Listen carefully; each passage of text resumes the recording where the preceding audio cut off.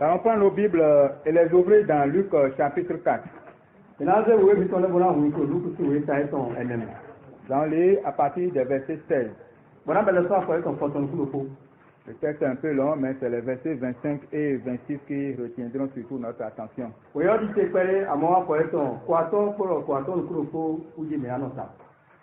Il se rendit à Nazareth où il avait été élevé. Et selon sa coutume, il entra dans la synagogue le jour du sabbat. Il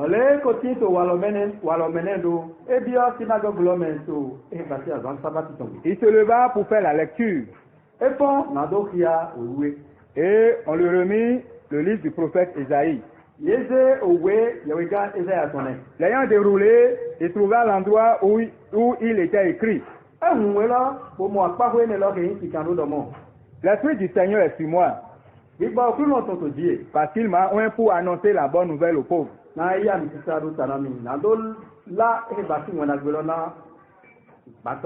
Il m'a envoyé guérir ceux qui ont le cœur brisé,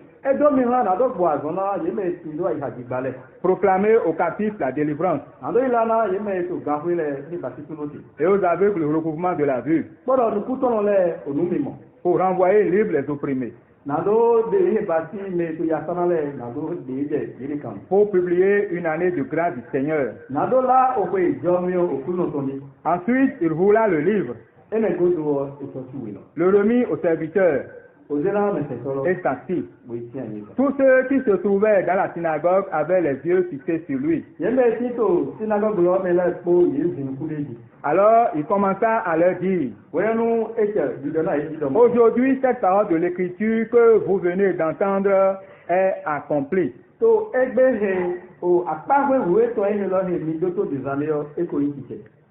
Et tous lui rendaient témoignage. Ils étaient étonnés par des paroles de grâce qui sonnaient de sa bouche, et ils disaient: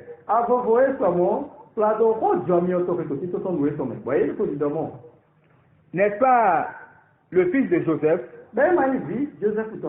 Jésus leur dit: sans doute vous m'appliquerez ce proverbe: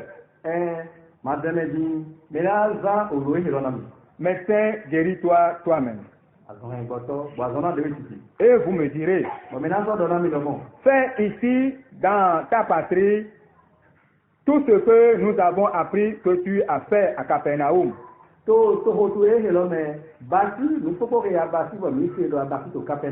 Mais, ajouta-t-il, je vous le dis en vérité, aucun prophète n'est reçu dans sa patrie. Je vous le dis en vérité. Il y avait plusieurs veuves en Israël du temps d'Élie. Lorsque le ciel fut fermé 3 ans et 6 mois. Et qu'il eut une grande famine sur toute la terre. Et cependant, Élie ne fut envoyé vers aucune d'elles, si ce n'est vers la veuve de Sarepta, vers la veuve à Sarepta, dans le pays de Sidon. Il y avait aussi plusieurs lépreux en Israël du temps d'Élisée, le prophète.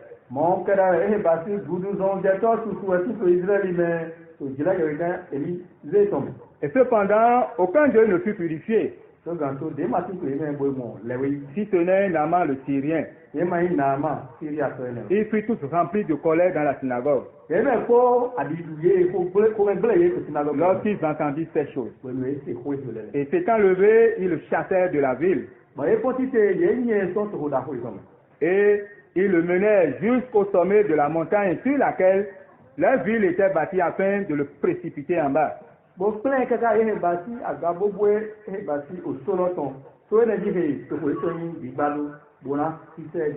Mais Jésus passa au milieu d'eux, s'en alla. Gagne le Seigneur bénisse sa parole. Le titre de mon message de ce soir, c'est le Sauveur rejeté.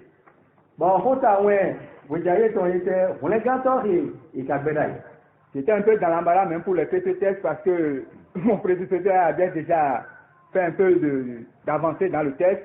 Bon, mais je l'ai retenu, sinon j'étais à 2 doigts quand même de le rejeter.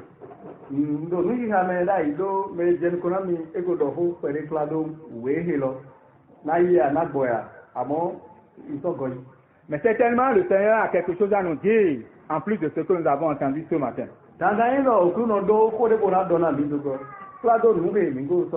Jésus est revenu à Nazareth, comme on vient de lire, là où il a été élevé, là où il a grandi.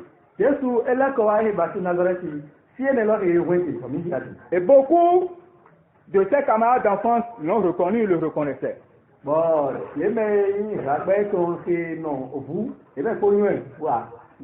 Mais ces gens avaient une difficulté.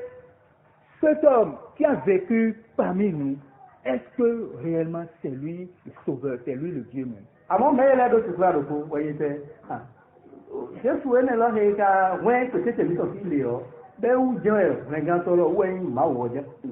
Et même si nous-mêmes nous nous mettons à leur place, quelqu'un quand même qui a vécu parmi nous, qui a joué quand même avec nous, comment il peut être réellement le sauveur, le Seigneur, celui-même qui les a créés? Et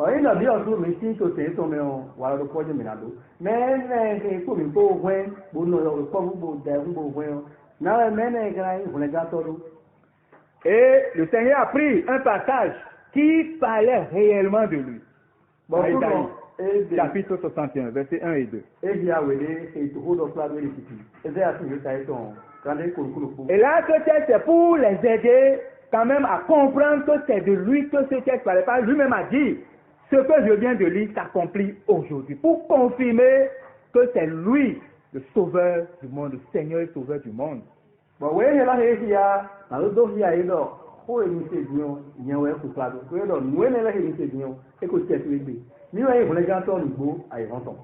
vrai que dans le texte que nous venons de lire, ils ont témoigné qu'il y a quand même quelque chose qui sort de l'ordinaire dans cet homme. Ces paroles sont vraiment élogieuses. Il parle vraiment avec autorité. Mais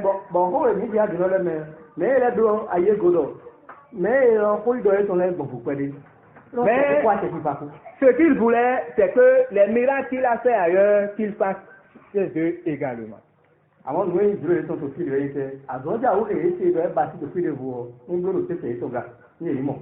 Et c'est là que le Seigneur a comparé leur attitude aux attitudes que les gens du temps d'Élie et d'Élisée aussi avaient eues vis-à-vis de ces prophètes.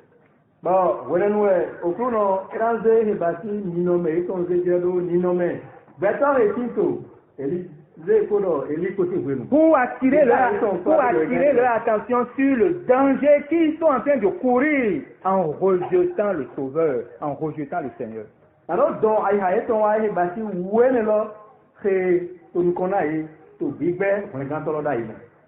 Et voyez, plusieurs fois il dit, je vous dis en vérité. Et dans le verset, à partir du verset 25, il dit, je vous le dis en vérité. Il y a plusieurs veuves en Israël du temps d'Élie.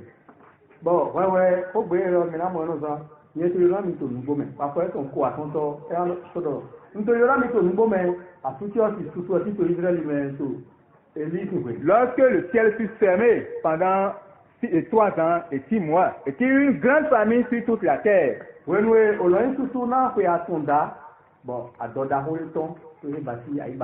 Et il y avait plusieurs veuves, mais Dieu n'a envoyé Élie que vers une autre veuve, très très loin d'eux.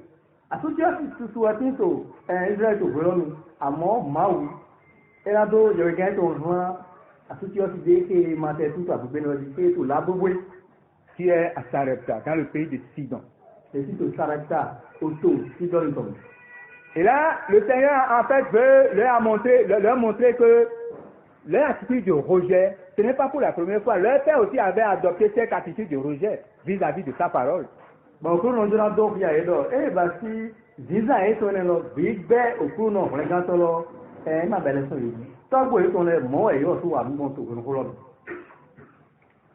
Et il veut réellement leur attirer leur attention sur réellement la nature de Dieu vis-à-vis de ce que Dieu fait vis-à-vis de ceux-là qui le rejettent.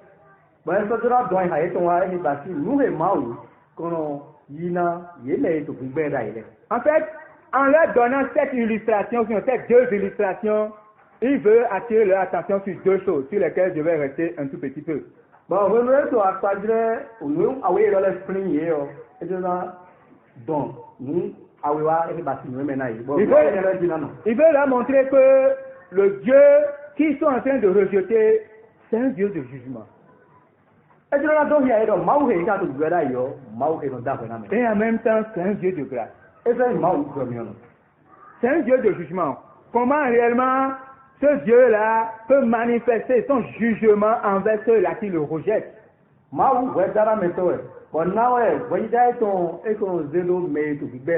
que ceux-là qui écoutaient Jésus en ce moment, ils connaissaient bien cette histoire du temps d'Élie. Et d'Élisée, ils connaissaient bien cette histoire-là. Ouais,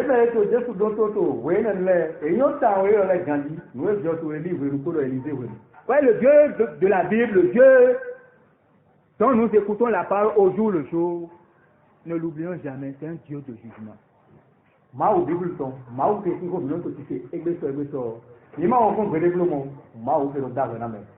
Et ici, nous voyons la manifestation du jugement de Dieu par la privation. Il a fermé le ciel pendant réellement des années.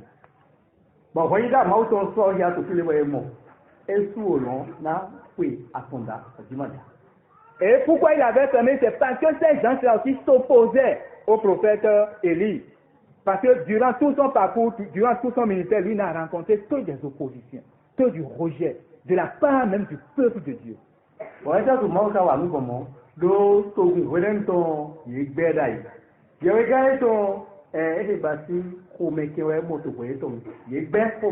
gens faisaient la religion, ils adoraient. Le temple est là, ils allaient au temple, mais ils s'attachaient réellement à ces faux dieux. Et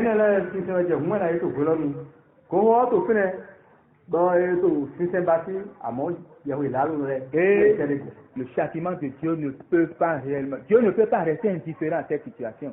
Mais si je reviens à nous aujourd'hui, nous qui disons que nous avons l'évangile est au milieu de nous, comment est-ce que nous-mêmes nous rejetons cet évangile? Comment est-ce que nous rejetons même ce Dieu-là?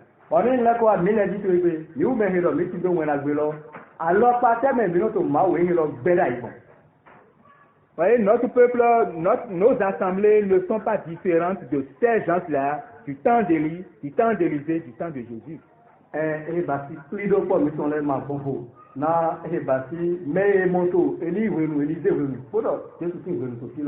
Aujourd'hui, peut-être nous ne nous affichons pas comme des gens qui rejettent l'évangile, mais lorsque je ne fais qu'acquiescer l'évangile du point de vue intellectuel seulement, et je ne prends pas plaisir dans cet évangile, en fait, je ne fais que rejeter la parole.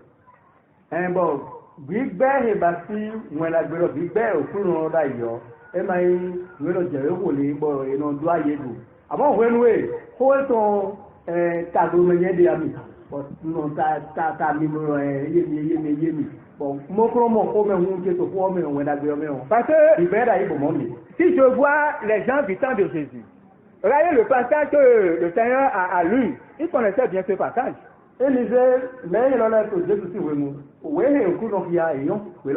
Il connaît bien ce texte-là.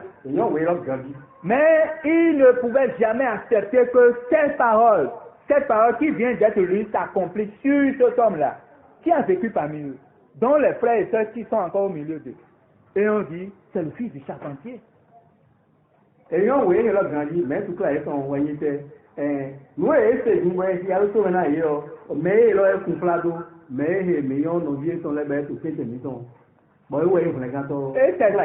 ce que j'appelle une acceptation juste intellectuelle de la parole. Nous connaissons l'évangile dans nos textes, mais notre vie ne s'identifie pas, ne se marie pas avec cette parole. En fait, nous l'avons rejetée.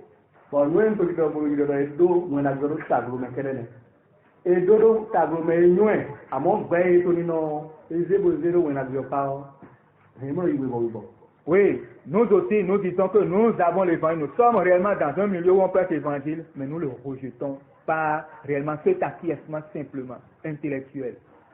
Pendant que nous ne nous identifions pas parfaitement. Parce que si ces gens-là réellement s'identifient à cette parole, Parce qu'ils attendaient quand même un sauveur. Ils attendaient un Seigneur. Ils allaient dire, c'est lui. C'est effectivement lui. Mais ils l'ont rejeté. Et plus tard, on a lu vers la fin de notre texte, ils veulent même le précipiter du haut de leur falaise. Bon, bien en tout cas, on a vu là, ça j'ai même dit ton ampon. Ça me dit déjà des bons, mais ils m'ont dit de vivre là ici. Et là, ben ton ma sauvé ha on a vu. Mais ils ont oué là, tout ganto. Et ensuite, on a dit ensuite tout comme. Nous rejetons l'évangile parce que nous disons que nous l'acceptons, mais notre vie ne démontre pas. Nous ne vivons pas comme tel. Et nous rejetons l'évangile par l'endurcissement de notre cœur. Mais nous, on a vu au Bédaï, donc, moi, le patin, le bémiton, et ma l'itaïna, on a fait mito ici. Mais nous, nous connaissons, basi, quotidien, aïe, quotidien. Lorsque nous voyons les gens du temps d'Élie, ou bien même les gens du temps de Jésus ici, c'était une opposition ouverte par rapport au Seigneur. C'est un rejet ouvert.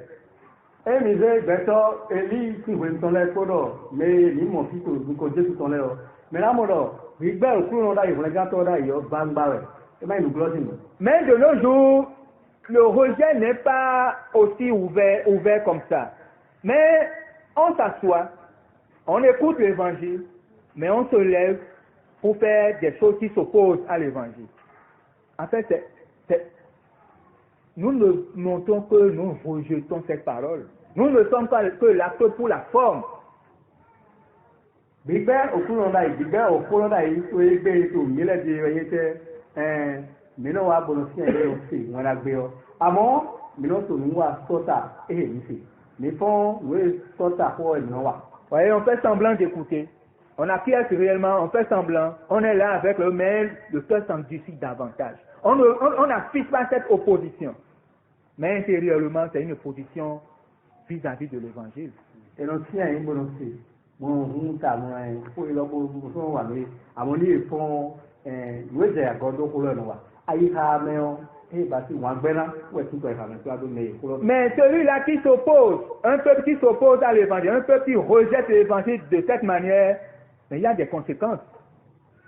Mais alors, quand tout le monde est là, on a vu là, ils vont parler quand on est du temps d'Élie, qu'est-ce que nous avons vu? Il y avait une famine sur toute la terre. Mais ce qui se passe aujourd'hui est dramatique. C'est plus que même une famine de la nourriture.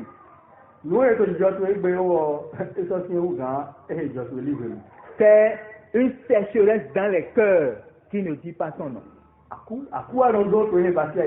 Parce que celui-là qui rejette l'évangile, qu'est-ce que Dieu fait? Il ferme réellement le ciel pour lui. Ça veut dire que la rosée même ne descend pas. Sa pluie ne descend même pas dans son cœur. Mais tu vis bien on a vu là,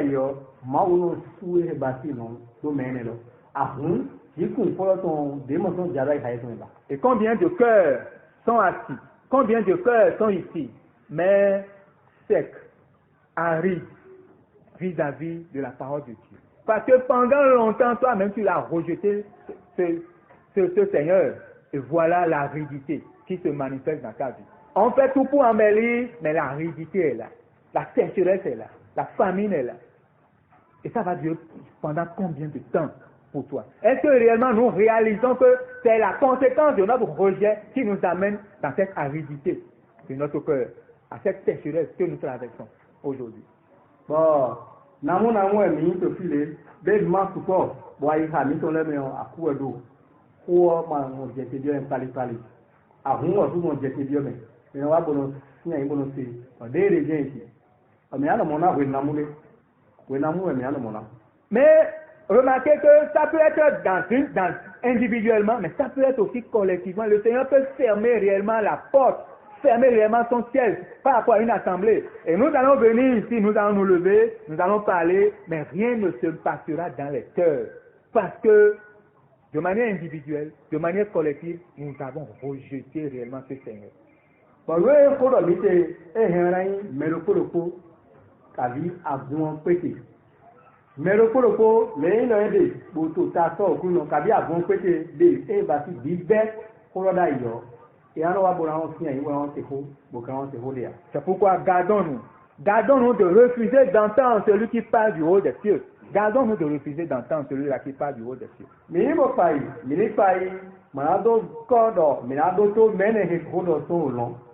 Et le danger même, c'est que même celui-là qui se lève et veut nous prêcher l'évangile, lui-même vit déjà une sécheresse. Qu'est-ce qui sortira de lui? Qu'est-ce qui sortira de lui?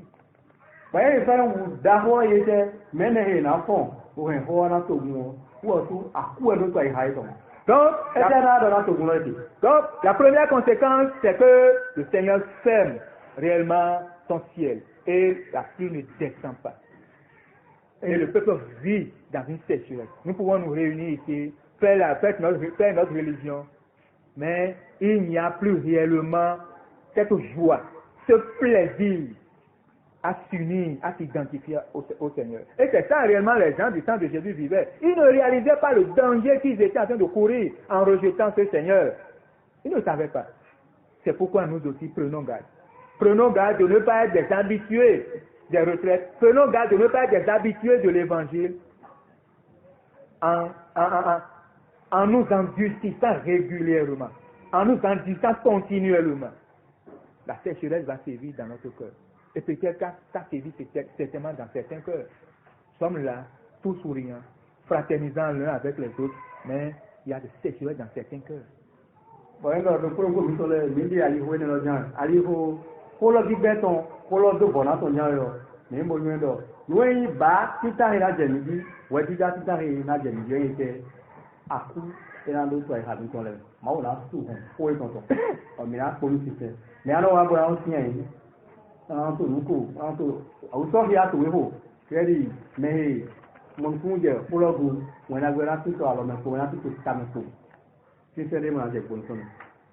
Non seulement Dieu a fermé, il y a cette privation de la pluie, mais la deuxième chose c'est que Dieu abandonne son peuple à son sens réprouvé.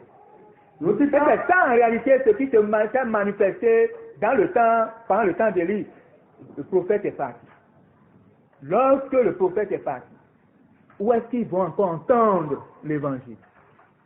Où est-ce qu'ils vont entendre encore la bonne nouvelle? Ça c'est la plus grande sécheresse même. La privation même de l'écoute de la parole de Dieu. Il est abandonné à leur sens réprouvé. C'est ça, Mao, Esu, Ehebasi, Honoton, Doye, Ojitma, Jimanaja, Humanaja. Aweto, Yete, Edoye, Doda Hebasi, Lulu Yeton, Hebasi, Masuku Yeton City. Yawega, Automote Yeton, City and Alabati Home Mountain. Edoye, Aloye, Titi. Et Jésus pouvait dire dans Luc chapitre 13, verset 34. 34. Jérusalem, Jérusalem. Qui tue les prophètes et qui lapide ceux qui se sont envoyés. Combien de fois ai-je rassemblé tes enfants? Comme une poule rassemble sa couvée sous ses ailes. Et vous ne l'avez pas voulu. Voici, votre maison vous sera laissée déserte. Mais je vous le dis, vous ne me verrez plus. Jusqu'à ce que vous disiez, béni soit celui qui vient au nom du Seigneur.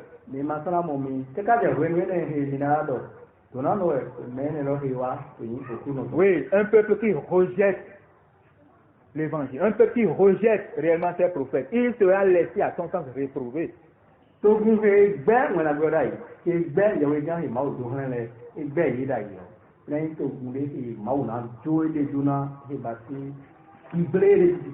Oui, Dieu a réellement retiré son prophète et l'a isolé, laissant le peuple à son sens retrouvé.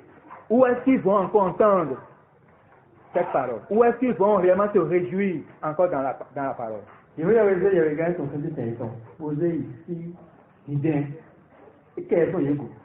Regardez là où il a mis, c'est là où on va finir tout à l'heure. Regardez là où il a envoyé, très très loin.